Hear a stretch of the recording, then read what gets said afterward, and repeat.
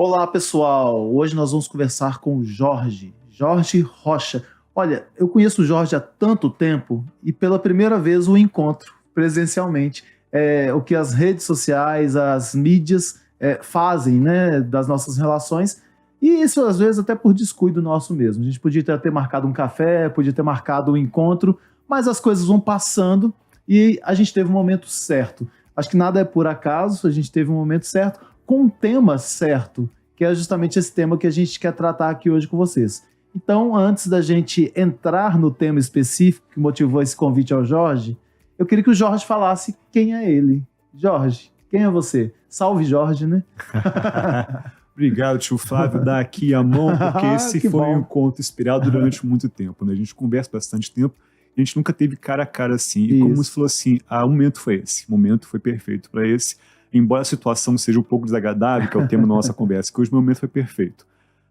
Quem é o Jorge? Jorge hoje é um cara de 50 anos, estranhamente em paz consigo mesmo, que passa um momento conturbado de ser demitido, momento que chegou aos 50 anos. Não foi a causa da demissão, mas calhou de ser ao mesmo tempo demitido aos 50 anos, de repente você vê o chão sumir debaixo dos seus pés. E o que você faz? Você entra em desespero, você se acalma e vai procurar para o que pode ser melhor, e justamente se descobrir de novo, então, o que faz valer a pena entender quem que é o Jorge nesse momento. Então, o Jorge é um profissional de comunicação que vem do interior do Rio de Janeiro, está há quase 20 anos em Belo Horizonte, indo e voltando para outros lugares, e hoje ele pensa, o que eu vou fazer na minha vida de uma maneira muito mais forte e impactante do que se fosse há 5, 10 anos atrás, pela certeza de que é possível de se descobrir novamente.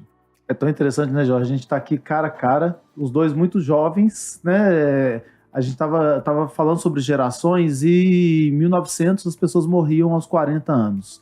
Quando eu era criança, eu não queria ter 50, jamais, porque 50 para mim era uma pessoa muito, muito velha, né? Porque se vivia muito pouco.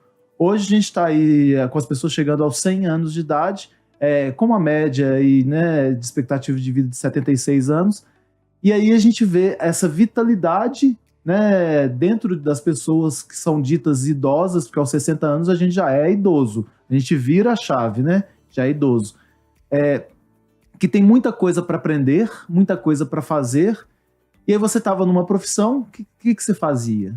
Eu estava trabalhando como especialista de marketing do maior banco da América Latina aqui no Brasil, né? Eu estava na parte de marketing no escritório de transformação, de um dos escritórios de transformação desse banco, coordenando todas as campanhas de marketing de público interno e público externo. Então tinha ali uma função executiva, eu planejava, eu colocava todo tipo de ação de marketing para rodar com uma equipe bastante enxuta, bastante reduzida. Então era um desafio constante você pensar marketing e transformação digital ao mesmo tempo dentro de um banco que é quase centenário. Quando houve essa minha demissão, perto dos 50, que a idade não foi a causa da demissão, houve assim um chão que sumiu ao meu redor. Eu trabalhava com uma área que eu gosto muito, criação de marketing, dentro de uma função de transformação dentro de um banco, ou seja, eu tinha todo um campo de possibilidades à minha frente. E subitamente ficar sem isso foi um impacto muito grande. E lidar com tudo isso não foi uma coisa muito fácil.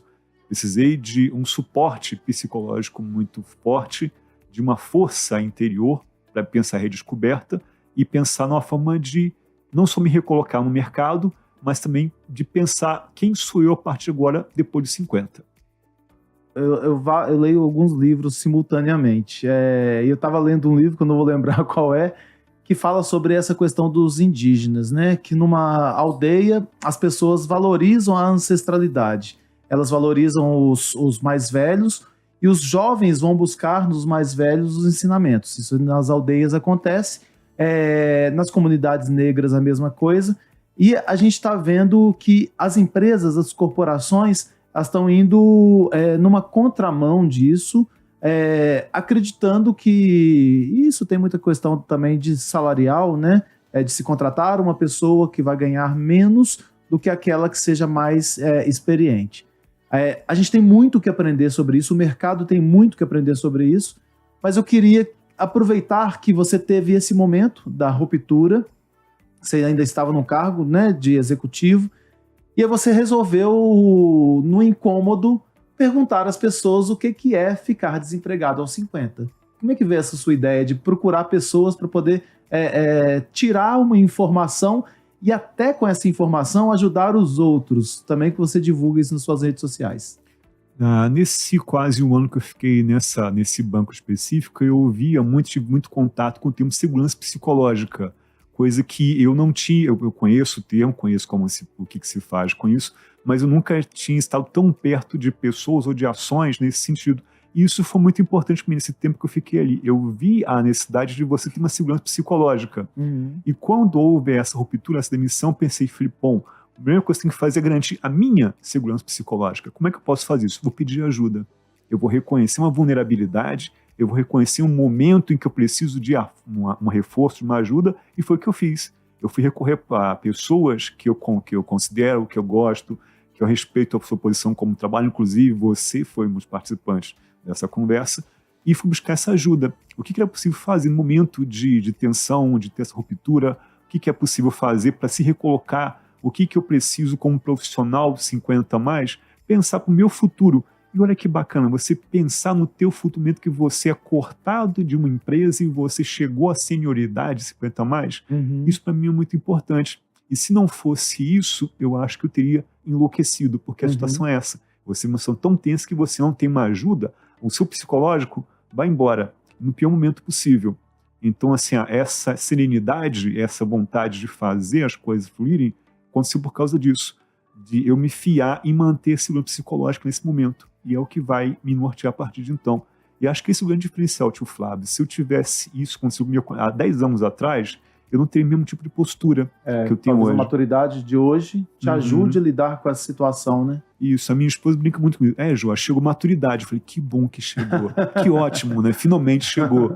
E assim como você, eu não me via com 50 anos. Eu gosto muito de projetar cenários. A minha função permite isso. E eu não consegui me ver com mais de 45 anos. Quando eu cheguei aos 50, embora a situação eu pensei assim, bom, o que vai ser a partir de então? Então, assim, acho que abre-se um campo de possibilidades, né? Que você tem uma complexidade aí.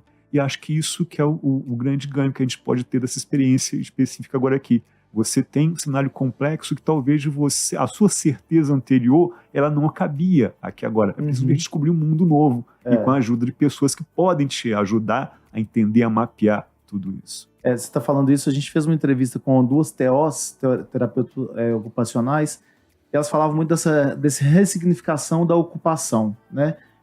E também falavam da própria educação do jovem, da criança, para o envelhecer. E a gente trabalhando, eu sou professor há muito tempo, então tinha as minhas funções em várias faculdades, eu nunca parei para pensar que pudesse haver uma ruptura. No caso, a minha ruptura foi provocada por mim, mas a faculdade podia me mandar embora, e daí? O que eu faria? A gente não é preparado para pensar no amanhã, né? A gente é preparado para pensar no instante.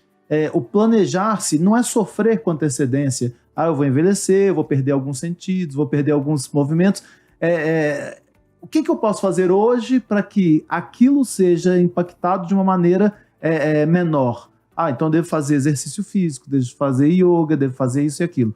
E na nossa profissão? Porque muitos de nós somos criados para ter uma profissão só, dentro de um quadradinho, não é isso? Tanto é que quando você fazia um vestibular, você fazia o vestibular que era uma escolha para a vida toda. E aí, de repente, hoje, não é isso. Você pode hoje entrar para outra área que não é só a comunicação. Você tem percebido isso nesse momento que você vive? Porque você está dentro desse momento. Quando você olha para frente, e falando bem sinceramente, hoje, quais são os seus sentimentos? Você tocou num ponto que eu acho que é crucial para mim, essa questão de você planejar, né? Eu sou uma pessoa que gosta de planejar o meu futuro, com projetos, cenários, então tenho cuidado com o físico, tenho hoje um cuidado com o emocional, mas que engraçado, eu deixei o profissional um pouco de lado, eu não tenho um plano B, um plano C. Então quando eu entro em algum tipo de trabalho, eu entro de cabeça naquilo, eu sou focado naquilo ali. Grande parte dos meus contatos por conta disso, eu sou uma pessoa muito focada, sou uma pessoa hiperfocada, é tanto pro bem quanto pro mal. Então assim, no meu caso específico, eu não tinha nessa última situação um plano B, eu estava focado naquilo ali. Eu tinha anteriormente uma agência de comunicação, que eu tinha múltiplas funções, tinha múltiplos clientes, E quando fui contratado em um esquema desse agora por último, eu deixei em stand-by. Assim, bom, então agora eu vou me focar só em atender um único cliente, que é um cliente grande que demanda toda a atenção concentrada e tudo mais. Então eu deixei de ver em termos laterais.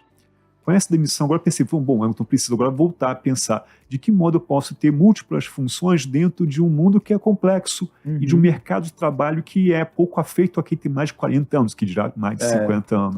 Então eu vejo muitas pessoas que caem no mesmo tipo de problema que eu caí.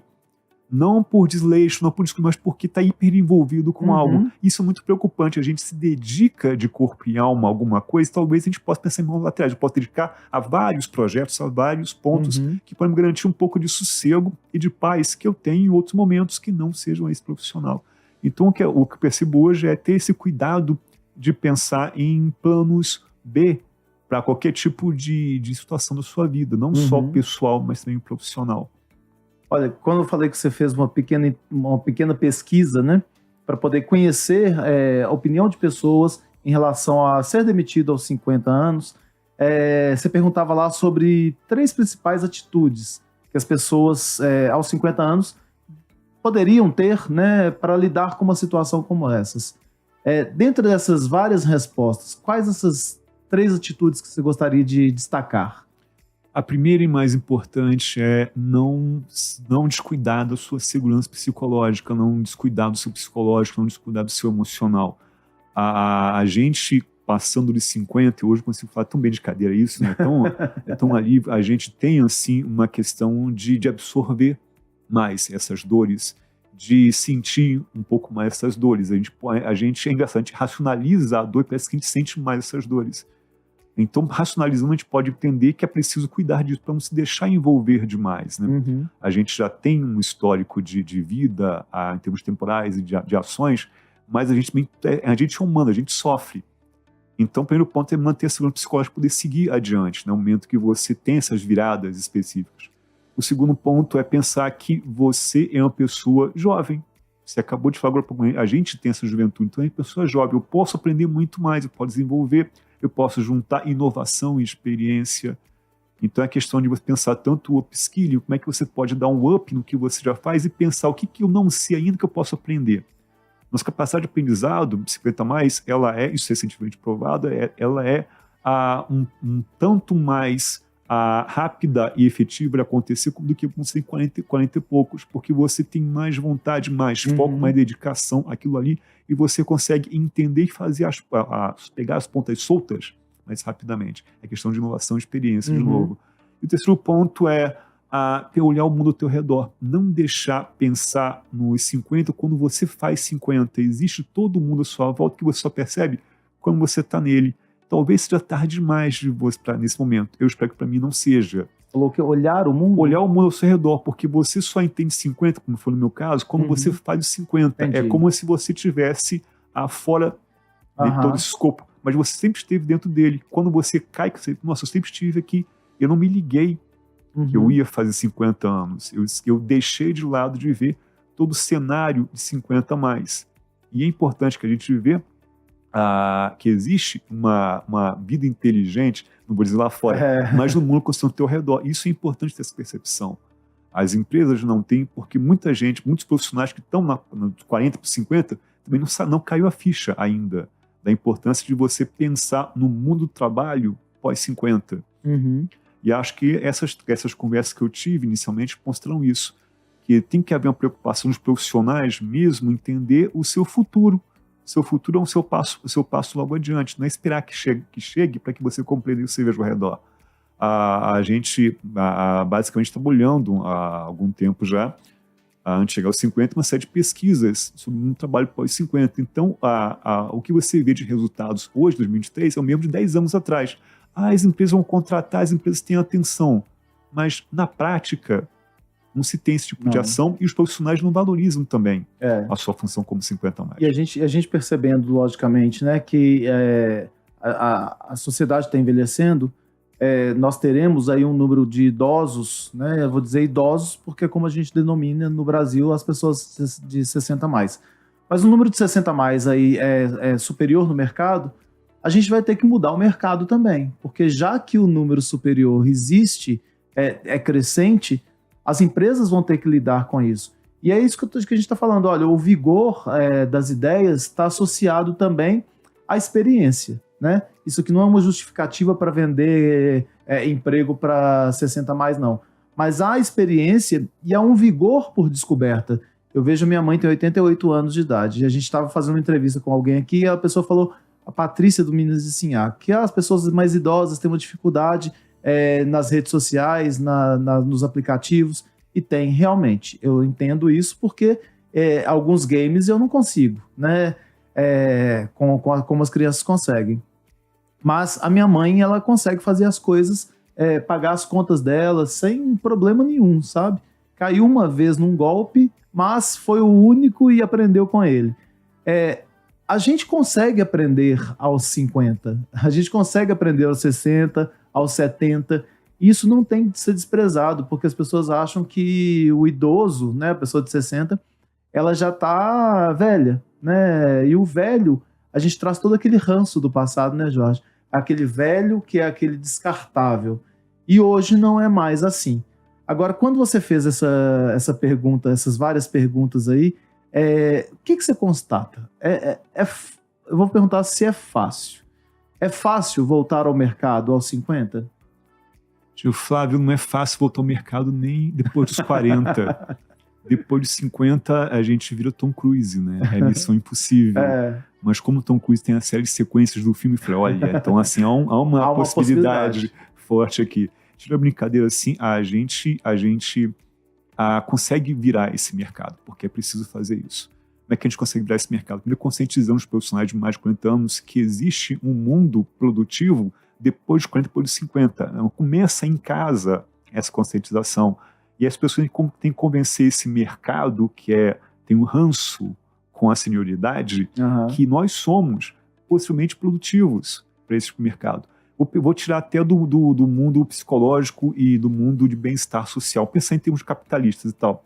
Daqui até 2040 tem projeções que a senioridade de 50 mais vai ser responsável por 19% do PIB de países inteiros. Então, assim, a gente vai ser uma parcela muito grande de economia de países. Deixar de pensar em tornar as pessoas lucrativas, contribuindo para o fluxo de capital, é um tiro no pé. É você condenar a economia à míngua. Então não é pensar só na questão de eu tenho que permitir que a pessoa que está mais ela trabalhe para ser produtiva. Não, existe todo um processo de capital também disso aí. Uma questão de você regular o bem-estar social e de cidades e financeiro também. É você gerir o mundo ao teu redor também. Então isso é muito preocupante. Assim, o mercado condena a economia, se condena a vida produtiva de 50 mais. É um tiro no pé que está sendo anunciado. É uma crônica anunciada que pode ser exatamente. Não, e essa é uma crônica anunciada em diversas áreas, né? A gente tem que pensar em infraestrutura, a gente tem que pensar em saúde, em educação, pensando na longevidade, né? A própria mobilidade, a gente tem que pensar as cidades pensando na longevidade. Agora, quando a gente fala da pessoa, nós falamos algumas vezes sobre aposentadoria, em que muita gente carrega o sobrenome da própria empresa, né? Tem gente que trabalhava no passado por 30 anos na empresa, então ela era o fulano da empresa X, o ciclano da empresa Y. E aí, de repente, essas pessoas aposentam, elas não estão mais no convívio com aquelas outras pessoas, passam por um afastamento e elas vão envelhecendo fisicamente também. Aos 50, a pessoa está com um vigor muito, muito grande, mas ao perder o emprego, você, Jorge, você teve uma certa sensação de impotência? Parece que é minha culpa, parece que é culpa da minha idade, ou parece que é culpa não da idade, mas do meu desempenho? Há uma sensação disso? Houve, né? É difícil dizer que não há, né? A síndrome do impostor é uma coisa que é real. Aquele demôniozinho, né? Isso, você não consegue fugir, né? Durante muito tempo, tio Flávio, eu acabei negando o próprio síndrome do impostor. Eu achava que a síndrome do impostor era uma coisa. Não existe isso, é falacioso, não. Mas ela é real. Não só nesse momento, mas você no dia a dia, você vê que ela está te importunando e você se deixa levar muitas vezes. Então, sim, quando houve minha demissão, tive essa síndrome do impostor. Pensei, falei, cara, a culpa é toda minha. O passo número 1. Você não tem como deixar de lado. Pensei, não, peraí. não é toda minha, não é minha idade, não é X, não é Y. Existe um conjunto de fatores que eu sou responsável também, mas, putz, não é 100% culpa da ineficiência do Jorge quanto cinquentão, etc, etc, etc. Isso foi muito abordado para mim nessas conversas. No sentido assim, você não tem que sentir culpa. A culpa só vai te travar, só vai te deixar mais vulnerável, não vai deixar você seguir adiante. É uma âncora. Isso, assume esse teu erro e teu momento e segue em frente. Você tem a questão até de você redescobrir a ajuda em relação a isso, né? De assim, o que eu preciso saber sobre mim mesmo para evitar que eu seja travado como pela síndrome do impostor. Sim. É um remédio, é uma prevenção, né? Um antídoto contra esse veneno da questão do impostor. Então, se houve essa impotência, mas houve uma reação imediata, né? Me perguntaram esses dias, durante o ano passado, mas você já sabe o que você vai fazer? Eu falei, não tenho a menor ideia. Não sei se eu quero voltar a ser CLT, não sei se eu quero voltar a aprender. Vai dar aula. Não sei se eu quero dar aula. Eu tenho um conjunto de possibilidades à minha frente hoje que eu preciso pensar, bom, o que eu quero para minha vida a partir de agora?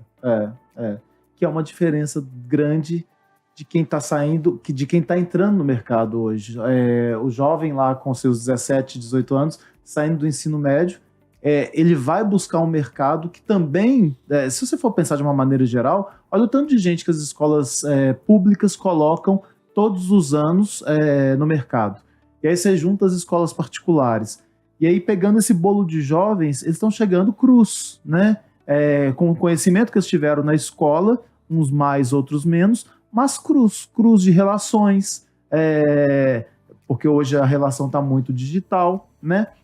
Cru de dores, porque às vezes a gente, com o Byung-Chul Han, que é um sociólogo, fala que a gente está se anestesiando para não sentir as dores, então a gente sofre anestesia, e quando chega uma dor a gente não está preparado. Então você tem, de um outro lado, quando a gente fala de etarismo, a gente não está falando só do preconceito contra idoso, a gente está falando de preconceito contra idades, há também o outro lado do jovem que tem um desafio com o mercado. Hoje você tem um desafio com o mercado de uma maneira mais preparada, mais calçada, mais pavimentada, né? Você tem opções. Você pode voltar para uma empresa, você pode trabalhar com comunicação. Agora, quando a gente fala dessa situação dos 50 e que vem à cabeça assim, muitas pessoas que ou se aposentaram e vão ter uma renda, ou perdem aquela renda aos 50 e tem uma família, tem todos os planos pela frente, passa pela cabeça da pessoa um monte de coisa. E você falou sobre essa questão da saúde mental. O que é essa saúde mental? Bom, vou ser cabotino falando meu próprio caso específico, né? A saúde mental foi no caso de você entender que você, no caso eu, né? É engraçado falar essas questões assim. No meu caso, que a saúde mental tem a ver com o fato de você entender o seu lugar no mundo de verdade, né? De você perceber que você tem uma responsabilidade em casa, você entender melhor a sua responsabilidade em casa, a sua vida social, sua vida profissional, entender o que você é capaz de fazer ou não. Se você não tiver essa equação melhor arranjada na sua cabeça, você não vai avançar, você não vai progredir, você vai se deteriorar, você vai se entregar àquela imagem que a sociedade tem de quem é mais 50, que é a pessoa idosa, sem produtividade, que fica agarrado dentro de casa sem nenhum tipo de vida social, profissional, etc, etc. É sua responsabilidade, enquanto ser humano, numa sociedade, que tem que ser garantida por essa saúde mental. Basicamente é você não pirar, você não se deixar levar, não se deixar abater por uma situação como essa. É um revés grande? Sim. Você perder um emprego, uma colocação que é estável e boa aos 50 anos, num mercado que te deixa de lado, uma situação que é aterradora, é absurda e assustadora. Mas é questão de você não se deixar bater pelo dragão, né? É você entender, olhar nos olhos da besta fera, olha que bonito. Você olhar nos olhos da besta fera e falar assim, cara, eu entendo sua situação. Jorge, não, né? Isso, olha a alusão, você pegando a alusão. Se olhar nos olhos da besta fera e dizer assim, cara, eu entendo o teu tamanho, mas, pô, eu também sou grande. Vamos encarar? Vamos encarar. É isso aí. E a gente conhecer vários dragões, né? Porque a gente passa por lutos que não são só perdas de pessoas, em vários momentos da nossa vida. Então são vários dragões que a gente tem que lutar e vai lutar contra eles. Jorge, eu pedi para você trazer para a gente uma indicação de um livro. Você tem um livro aí que você possa deixar para quem está nos ouvindo, nos assistindo, como uma referência? Um livro que você goste, não precisa ser sobre o tema, não. Uhum. Eu quebrei muita cabeça quando você me pediu isso, tio Flávio. Eu fui primeiro a pensar em livros sobre etarismo, sobre idadismo. Eu falei, cara, não, eu acho que talvez as pessoas encarem de uma forma tão negativa o etarismo. Deixa eu pensar em outra forma. Pensei em empregabilidade, que é a questão de você trabalhar o seu futuro. De você pensar, bom, eu posso pensar o meu futuro 30, 40, 50, pensando em empregabilidade. Então tem um livro que tem esse nome chamado Empregabilidade, do José Augusto Minardelli, que é um cara que passa por várias empresas até montar a sua própria empresa, pensando assim, eu vou mostrar o que minha experiência, quais são os pilares que você tem que pensar para você se manter empregado. Não é você ter uma posição em uma empresa, é você estar ciente que você tem uma função social no mundo e que você tem que se preparar para ela. Ou seja, você tem que pensar em qual é a minha posição naquela empresa, seja a minha, seja outra empresa, o que eu posso fazer para mantê-la, para ser o melhor de mim durante o tempo que eu fico ali, e o que acontece se eu sair dali, demitido ou pedir demissão?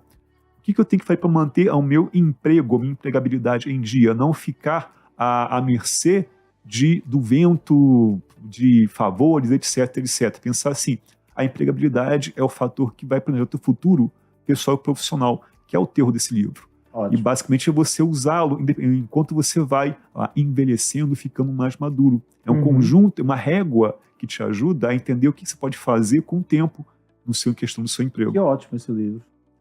E uma frase. Você carrega aí. Olha nos olhos do dragão, isso também é grande. É boa essa frase, dá pra refletir bastante, né? O olhar nos olhos do dragão, às vezes a gente fugiu a vida toda de olhar nos olhos dele, né? E aí chega um momento em que não tem como fugir mais. Você vai ter que olhar nos olhos de vários dragões, como a gente falou aqui, e vai ter que descobrir o potencial que você tem. Exatamente. Né? E aí você vai ver, nesse momento, que há um potencial. Alguns geriatras falam que quando vão conversar com pacientes que têm uma doença ou descobrem uma doença, que esses pacientes também descobrem uma força que estava ali dentro, mas que às vezes ele não considerava, não achava que existia. Para a gente encerrar, eu queria que você deixasse aqui o agradecimento a alguém que você gostaria de agradecer nesse momento aqui, já que a gente fala muito de gratidão no nosso programa. Primeira pessoa a agradecer é você por responder prontamente as minhas perguntas quando eu solicitei essa pesquisa, essa conversa inicial quando for necessário. As pessoas têm conversado, a Sandra Guioff, ao Pedro Rivas, a Adriana Salles Gomes, da S Management, são pessoas que têm um peso profissional grande, eu reconheço a importância delas, gosto do contato com elas, e outras pessoas têm conversado a respeito de recolocação, não me recordo, mas o que é o mercado de recolocação de trabalho a respeito disso, né? É uma série de conversas que vão ser publicadas agora no meu LinkedIn a partir desse mês, que ajudam a entender esse mundo de recolocação e o que é possível fazer para você entender esse momento e tal. Então, assim, eu tenho tido respostas de pessoas que são importantes, não em termos de nome, assim, não em termos mas de valor que elas possam indicar. Então, essas pessoas estão ajudando a consolidar uma estrada para frente, para o futuro. Isso. Eu só posso agradecer a todas elas. E me fala então aí, qual que é o seu LinkedIn? É fácil me achar como Jorge Rocha Neto no LinkedIn. Tá ótimo, então. Que aí as pessoas podem consultar e acompanhar essa pesquisa que você fez. Perfeito. Jorge, muito obrigado. E aí a gente vai conversar mais à frente, daqui a um tempo, sobre a sua experiência nessa caminhada. Perfeito, eu agradeço. Pessoal, muito obrigado e até o próximo encontro.